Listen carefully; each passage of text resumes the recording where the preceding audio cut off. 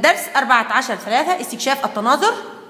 خط التناظر هو الخط الذي يقسم شكلا ما إلى قسمين متطابقين. هيا نتعرف على خط التناظر، كيف نحصل عليه. لدينا هنا مربع. لكي نحصل على خط التناظر لابد من طوي هذه المنطقة إلى نصفين متطابقين.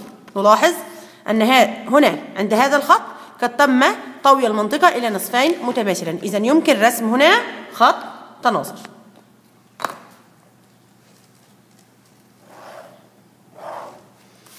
نبحث عن خط تناظر آخر، نقوم بطويها في الاتجاه الآخر.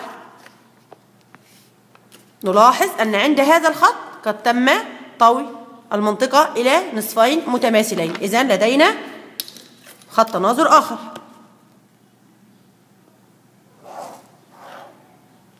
هيا نجرب طوي الورقة عند الأقطار.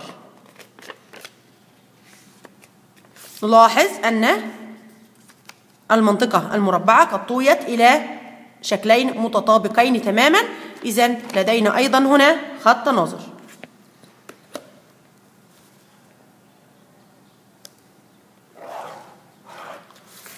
نجرب عند القطر الآخر.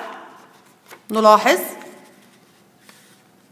أنها قد انطبقت أيضا إلى نصفين متماثلين أو متطابقين، إذا لدينا هنا أيضا خط تناظر.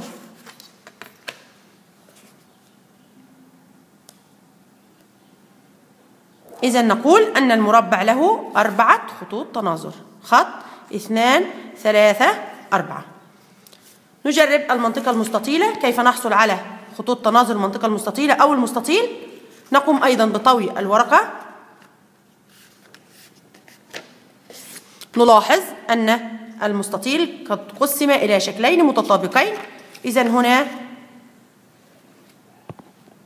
هنا لدينا خط تناظر. نطوي من الجهة الأخرى. نلاحظ أن المستطيل قد طوي إلى شكلين متطابقين، إذا لدينا أيضا خط تناظر في هذا الاتجاه. نجرب عند منطقة أخرى أو خط آخر عند الأقطار لا يمكن أن ينطبقا. نجرب القطر الآخر، أيضا لا يمكن أن ينطبق، إذا المنطقة أو المستطيل له خطي تناظر. نكمل. إذا بعض الأشكال لها خط تناظر واحد، والبعض الآخر له أكثر من خط، والبعض الثالث ليس له خطوط تناظر. نلاحظ الأشكال الآتية. الشكل الأول لديه خط تناظر واحد. لماذا؟ لأن المنطقة على اليمين مطابقة تماما للمنطقة إلى اليسار، ولكن هل إذا قسمنا من هنا هل يكون لديه خط تناظر؟ لا. لماذا؟ لأن الجزء السفلي لا يوجد مثله تماما في الجزء العلوي، إذا هذا الشكل له خط تناظر واحد.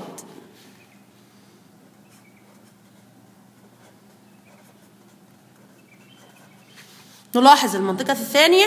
نلاحظ أن لديها 4 خطوط تناظر. لماذا؟ لأن هذا الخط نلاحظ أن هذا الجزء الأيمن مطابق للجزء الأيسر، بالمثل هذا الخط الجزء الأيمن يطابق الجزء الأيسر، وهكذا، إذا لديه 4 خطوط تناظر. نلاحظ هنا في الصورة هذه إذا قمنا بتقسيمها من هنا نلاحظ أن الجزء العلوي لديه رأس وذيل لا يوجد بالأسفل، وإذا قسمناه من هنا الجزء الأيمن ليس مثل الجزء الأيسر، وهكذا. يبقى إذا هذه الصورة أو هذا الشكل ليس له خطوط تناظر.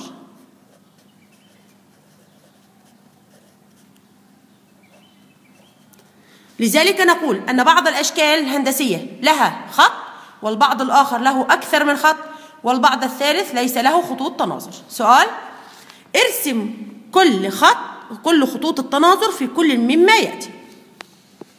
نلاحظ الشكل الأول وهو النجمة. هذه النجمة نجمة متماثلة.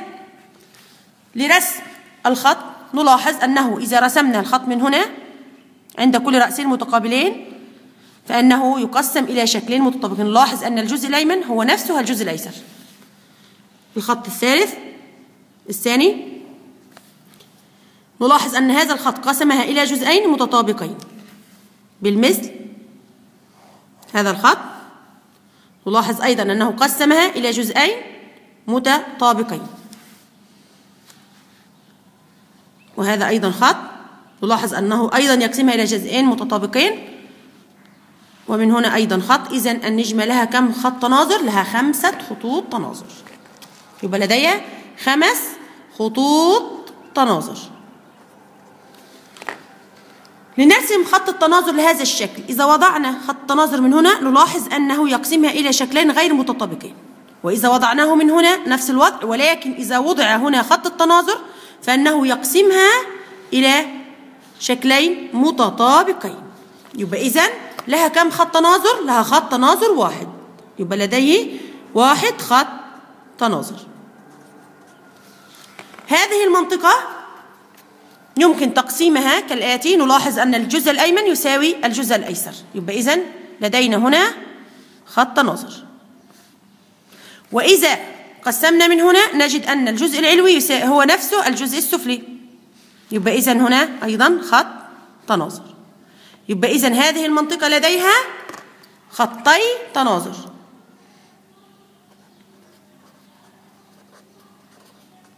سؤال ثالث، استخدم خط التناظر لتكمل رسم كل من الأشكال الآتية. نلاحظ هنا أن لدينا خط تناظر، أين هو؟ هذا هو. لنكمل الشكل لابد أن يكون الجزء الأيمن مطابق تماما للجزء الأيسر، فنبدأ بالرسم هذا الجزء نفسه، ثم نرسم هكذا إلى أن نحصل على شكل يقسمه خط التناظر.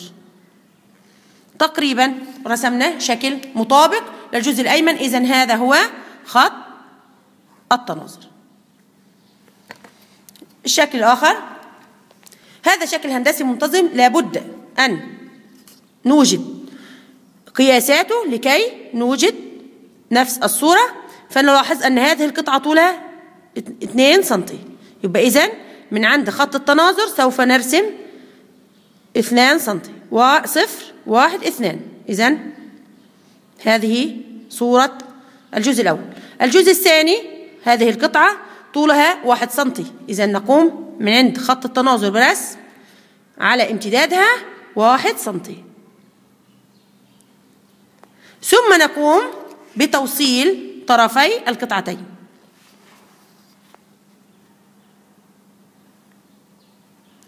فنحصل على شكلين متماثلين حول هذا الخط الذي يسمى خط التناظر.